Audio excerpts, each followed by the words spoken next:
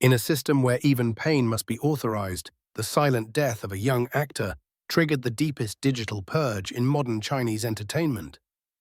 Thousands of posts disappeared, even mourning became a prohibited act. Images vanished without a trace, as if an immense shadow had descended upon the networks to erase not only the words, but also the very possibility of feeling. For millions of onlookers, the bewilderment stemmed not only from the passing itself, but from the speed with which public memory was reduced to an unsettling void, a void that invited one to ask what forces were acting behind that absolute silence. But behind the glamour and the excuses, what mechanisms really drive this crisis? We will analyze every detail, from the initial errors to the irreversible damage, to see how the world of entertainment functions and how an icon is redefined. The news of Menglong's death should have opened a natural space for compassion. However, what emerged was a silent operation that erased thousands of messages in a matter of hours. Followers attempted to share words of comfort, but their posts vanished instantly, as if an invisible force were filtering every gesture of humanity. This phenomenon not only transformed the network into hostile terrain for grief, but it also revealed a disturbing paradox. Even sadness had to obey the limits established by a system that surveils every emotional nuance circulating in the public space. The case drew attention because Menglong never sought controversy. His presence was associated with serenity, discipline, and a type of sincerity that invited trust. That image, so carefully cultivated, seemed incompatible with the brutality of the digital deletion that followed his passing. Even so, the contradiction opened a door for analysis. How could the death of a reserved actor become a risk to the narrative stability that entertainment was required to maintain? The answer did not lie in the individual figure of the artist, but in the structures surrounding every step of his career.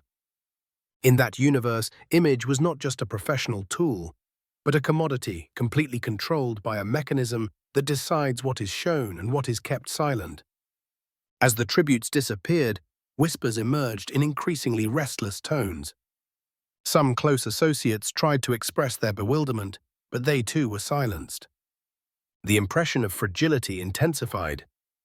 Death ceased to be a human event and became an uncomfortable element within a system that functioned best when nothing interrupted the appearance of stability.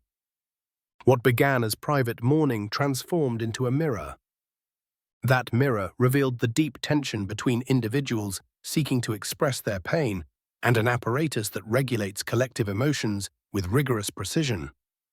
The story of Menglong thus emerged as a starting point, an event that could not be explained solely through personal tragedy, but through the way silence becomes a tool that shapes public perception.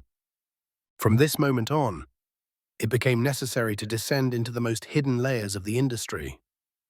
There, amidst hermetic contracts and exhausting routines, lay the first key to understanding why the death of a young actor provoked such a dark and persistent echo in the heart of contemporary Chinese show business. The story of Menglong begins long before his digital disappearance, in a territory where youthful ambition clashed with a rigid system that molded every facet of artistic life. On the surface, his trajectory followed the usual path of so many performers who emerge from distant provinces and dream of reaching a place in the major studios. However, the environment he found upon entering the industry did not correspond to the luminous image projected by television dramas or meticulously prepared interviews. From day one, he discovered that fame in that universe was not a reward, but a silent contract with a mechanism demanding absolute obedience. Born in Jiangsu and raised in Xinjiang, he grew up far from the ostentation of artistic centers. His quiet temperament contrasted with the harshness of a medium that bet on efficiency and extreme discipline. Colleagues who shared initial projects with him remembered the dedication with which he studied every scene, adjusting small gestures and silences to convey intense emotions without stridency. That ability to reach the audience with a subtle authenticity soon caught the attention of casting directors who saw in him the type of presence capable of sustaining a long-running drama. However, that talent which seemed to promise an ascending career would also become a source of vulnerability. The internal functioning of the industry was based on highly restrictive contracts that regulated schedules, public conduct, and promotional appearances. At first glance, these agreements offered stability and media projection. Nevertheless, according to testimonies gathered from those who worked alongside him, the fine print imposed a level of control that far exceeded the professional realm. Routines were defined that could extend for 16 hours, without holidays and without the right to reject projects assigned by the agency. This model, presented as a path to stardom, gradually eroded the autonomy of the artists, who learned from very early on that the expression of any discomfort could be considered a lack of commitment.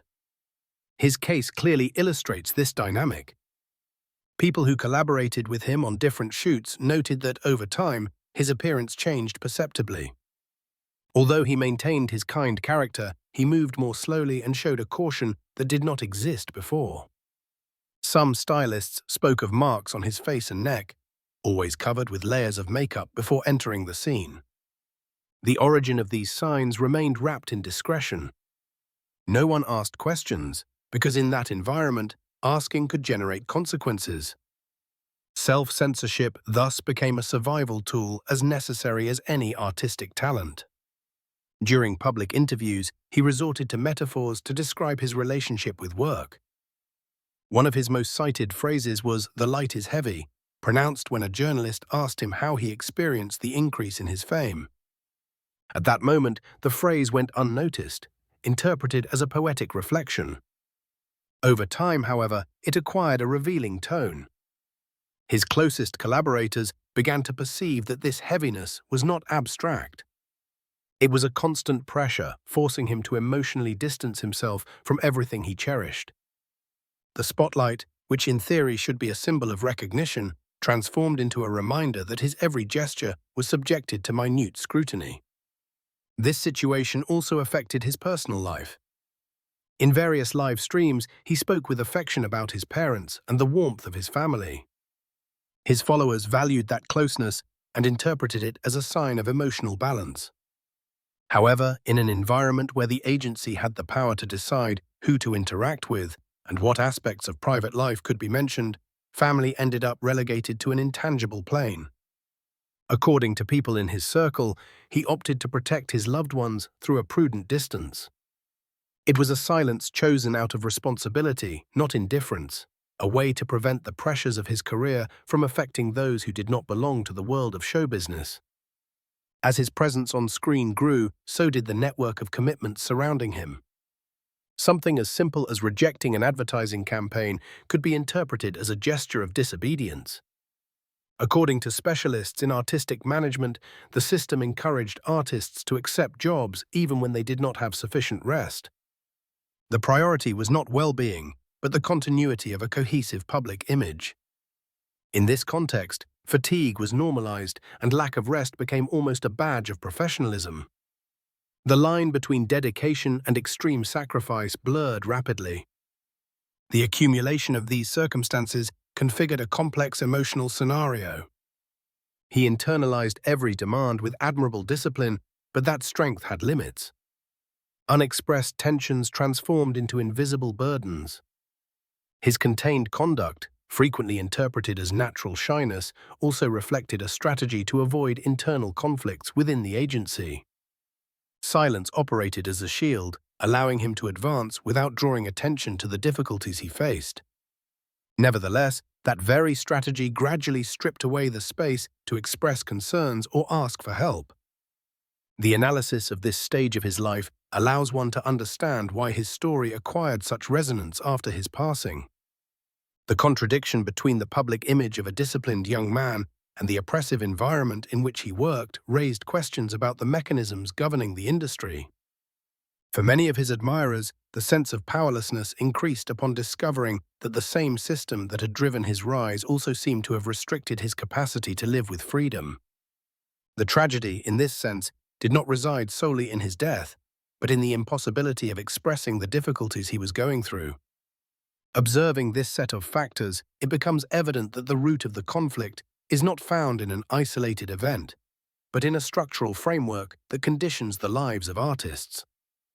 Silence in this industry is not the absence of words.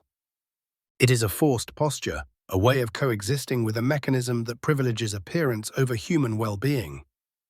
This tension between authenticity and control constitutes the key to understanding the subsequent evolution of events and the magnitude of the public reaction following his digital disappearance.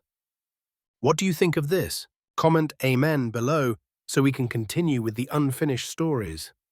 The morning the news spread, Chinese social media began to transform into a stage of collective bewilderment. What initially seemed like the natural reaction to the death of a young actor quickly acquired a disturbing tone. Posts vanished with a speed impossible to attribute to chance. Farewell messages disappeared in seconds, and searches related to Menglong ceased to yield visible results. For millions of users, the initial impression was that of witnessing a technical phenomenon. However, as the deletion repeated itself again and again, surprise gave way to the certainty that this was a coordinated intervention. The magnitude of the operation became clear when even the accounts of established celebrities began to suffer restrictions. Actresses like Yang Mi and Dilraba Dilmurat saw their messages of condolence withdrawn before they managed to accumulate significant interaction. Censorship acted with the precision that revealed intent rather than prudence. Platforms published generic messages appealing to respect for privacy and the prevention of unverified rumors. These expressions, common in sensitive situations, acquired a different nuance in this case. They seemed to function as a tacit code inviting the abandonment of any attempt at public reflection. The emotional impact on fans was immediate. The impossibility of sharing grief accentuated the feeling of emptiness. Every refresh of the digital wall showed a clean surface hiding the intensity of the accumulated pain. Many users described the experience as a kind of simultaneous memory wipe. It was not just about the absence of information, but the annulment of any human connection, attempting to give meaning to the loss. The networks, usually flooded with spontaneous messages, became a rigid structure, preventing the expression of the most elemental gesture of compassion. Amidst this context, an event further altered the general tension. Presenter Liu Wei published a screenshot of a conversation with makeup artist Song Tse, a close friend of Menglong. The content of that conversation insinuated a complex emotional background. Some fragments referred to prolonged suffering and an environment that had profoundly affected the actor. One of the most cited messages stated that the world destroyed him, a phrase describing a state of unbearable pressure. The post spread rapidly and reached thousands of reactions before disappearing. Shortly after, Liu Wei's account ceased to be accessible. The elimination of evidence strengthened the impression that digital authorities operated not only to manage information, but to delimit the emotional scope of the tragedy. This succession of restrictions caused a fracture among users. One sector of the public attributed the measures to an attempt to avoid harmful speculation. Another sector perceived the situation as a maneuver to control the narrative and eliminate any indication of structural malaise in the industry. This division generated a climate of intense debate. Discussions did not center solely on the figure of Menglong, but on the very nature of the regulatory framework molding the public perception of artists.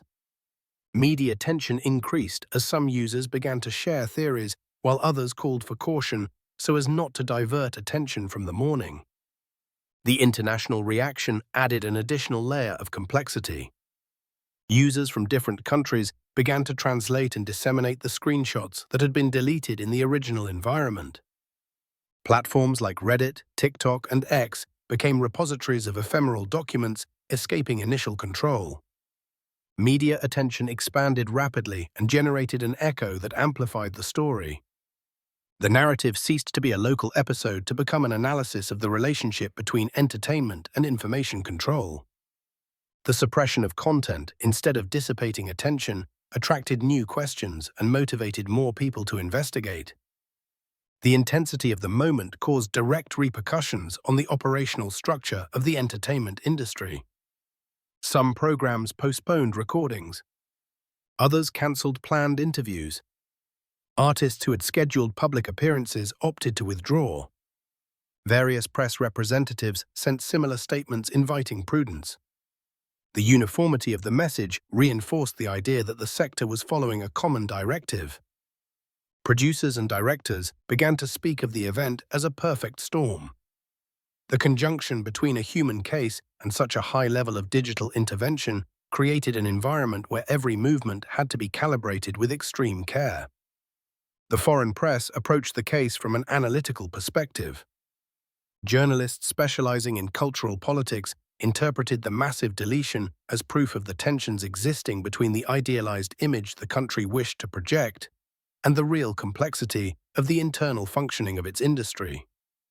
For many observers, the imposed silence revealed a deep concern to prevent a tragic event from triggering questions about labor conditions, mental health, and the hierarchical structure of the artistic sector. Meanwhile, Menglong's followers faced an emotional dilemma. On one hand, they wished to respect the family's privacy.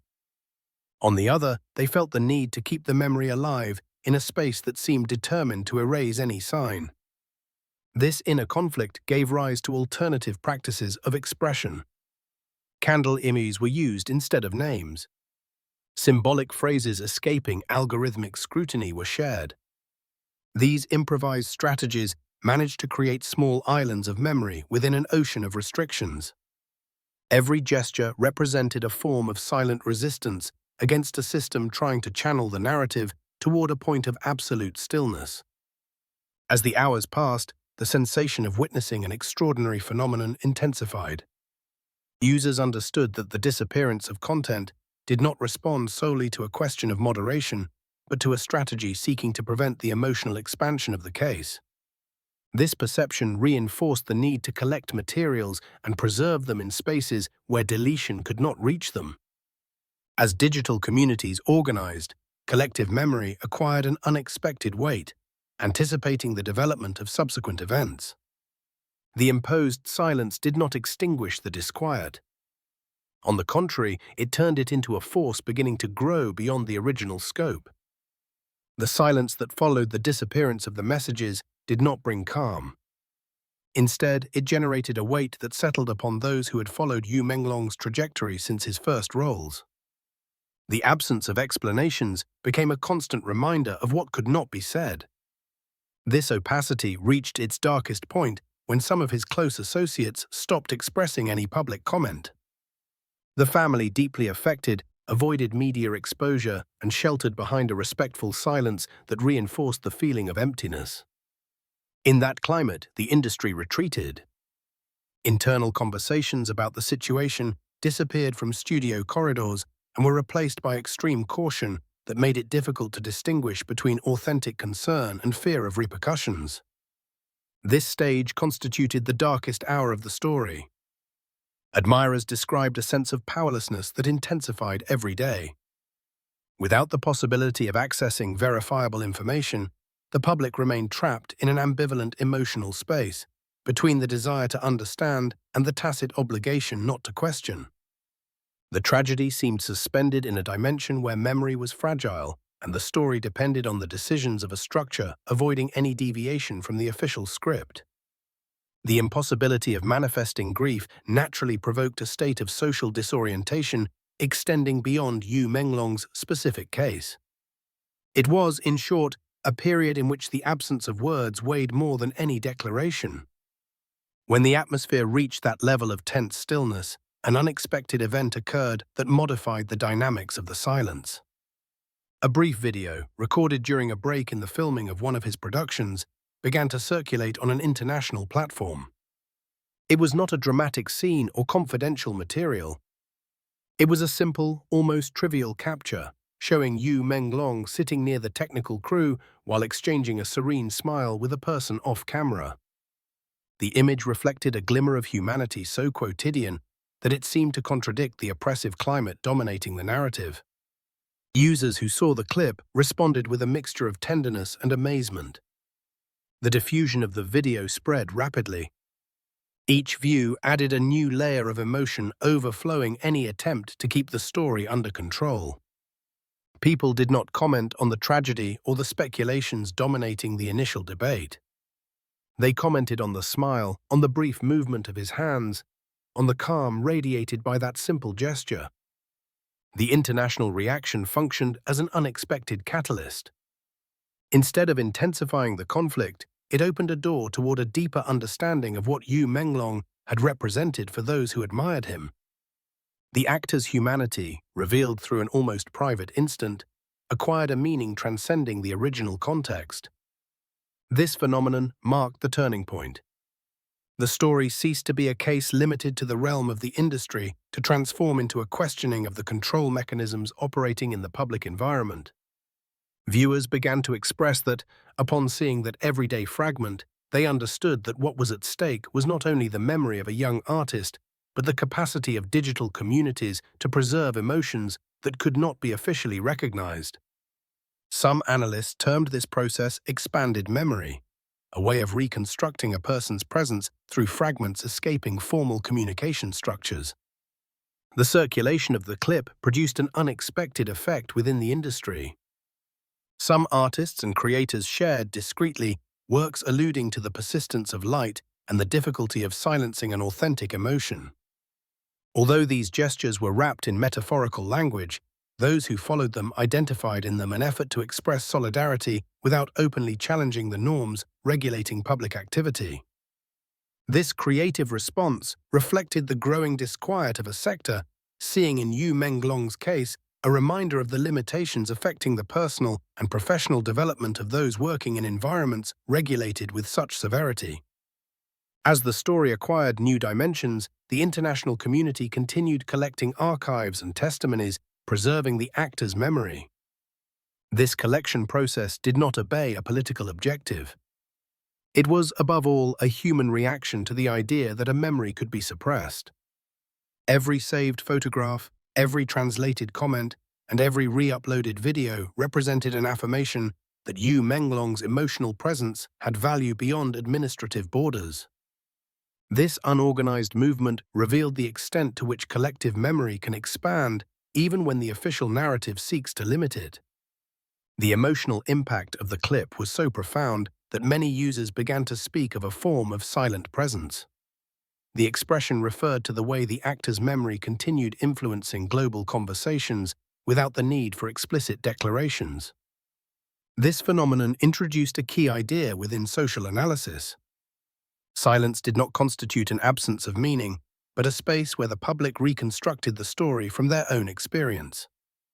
In this sense, memory became an act of cultural resistance, questioning the notion that a narrative could be completely controlled. The transformation of the case into an international symbol led media specialists to reflect on the relationship between information control and collective emotions. Some indicated that the suppression of digital content could temporarily prevent the spread of certain elements, but it could not prevent people from interpreting the absence as a significant clue. The global reaction demonstrated that, when a community perceives that a story has been silenced, the search for that truth intensifies. Menglong's case thus became an example of how social memory operates autonomously, independent of the mechanisms attempting to delimit it. In this stage, collective grief began to transform into a shared message. What was initially expressed through discrete symbols became a broader affirmation of the importance of remembering. Conversations no longer revolved solely around the tragic event. They oriented toward reflection on the value individual lives acquire in a context where emotional expression can be regulated. This shift revealed a process of social maturity transcending the figure of an actor. It was a way of understanding that memory represents an essential dimension of human autonomy. The echo generated by Menglong's story continued expanding with unexpected force. The persistence of that echo raised a fundamental question that could not be ignored and acted as a prelude to the final analysis. When a system fears even a memory, how fragile is its power really? The story of Menglong continued transforming long after his name disappeared from official spaces. With the passage of time, his memory ceased to belong solely to those who had followed his career. It came to form part of a global conversation about the fragility of human expression in contexts where silence can be imposed as a norm. This evolution did not respond to a political intention. It was born of an essentially human impulse, the need to grant dignity to one who could not say goodbye with freedom. In this process, grief became a collective reflection overflowing individual tragedy and opening a broader question about the value of memory. The emotional response arising around his figure revealed that the connection between artist and audience does not reside in stages or popularity figures. It resides in the authenticity people perceive, even when words are absent. In Menglong's case, that authenticity survived the deletion of posts, the disappearance of archives, and the rigidity of official discourses. His presence persisted in spontaneous gestures, in discreet tributes, and in the will of those who refused to allow absence to turn into oblivion. This serene resistance evidenced that emotional memory can be sustained even when material records fade. The reflection reached a crucial point when various analysts began to point out that the story offered a more universal lesson. Human narratives cannot be administered exclusively from control structures. When a community feels that a life has been reduced to an artificial void, a natural impulse toward preservation arises. That impulse constitutes a form of symbolic protection, emerging without the need for explicit organization. In this sense, memory becomes a territory escaping the direct influence of institutional mechanisms. It is a space where people interpret, reconstruct, and give meaning to what they consider significant. The case also illuminated a deeper dimension regarding the functioning of the entertainment industry. The search for a perfect image had generated a system in which human vulnerability was relegated to a secondary plane. However, the public reaction demonstrated that it is precisely that vulnerability that allows the audience to connect with an artist genuinely. The moment the industry tried to suppress that dimension, the audience responded with greater force. This phenomenon underscored the idea that emotional transparency constitutes an essential component of the bond between public figures and followers. Menglong's story made it manifest that the humanity of artists cannot be managed as a simple narrative resource. As time advanced, collective memory took a more stable form. Messages emerged that did not seek to challenge structures, but to pay tribute to a shared feeling. The figure of Menglong ceased to be associated solely with tragedy. It began to symbolize the persistence of memory in the face of uncertainty. This process brought with it a profound lesson. Freedom of expression is not defined solely by the right to speak, but also by the right to remember. Remembering constitutes an act affirming the existence of those who can no longer defend their own voice. The echo of his story continues beating in spaces where empathy prevails over imposed silence. For many, Menglong represents proof that no structure can completely control the way a community decides to honor its figures. That is perhaps the most notable teaching his presence leaves behind. Societies are not only defined by what they express, but also by what they choose to keep in their memory.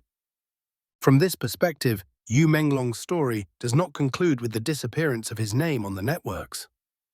It expands every time someone preserves a fragment of his legacy and integrates it into a broader reflection on the value of empathy and human dignity. The question arising now points toward the future. How will cultural expressions evolve in a context where memory can be so vulnerable and, at the same time, so resistant? The analysis of this case invites one to think that, over time, new forms of dialogue will emerge integrating these tensions. It also opens the possibility that those working in industries subjected to strict regulations may find ways to express their concerns with greater freedom. The transformation may be slow, but every gesture of remembrance contributes a step toward that direction. The outcome of this story does not seek to offer definitive certainties. Rather, it proposes a reflection on the shared responsibility of preserving that which has human value. In this sense, the memory of Menglong remains as a symbol inviting us to examine the relationship between control, vulnerability, and truth. His presence reminds us that even when a life fades under silencing mechanisms, the humanity it touched continues projecting itself toward the future.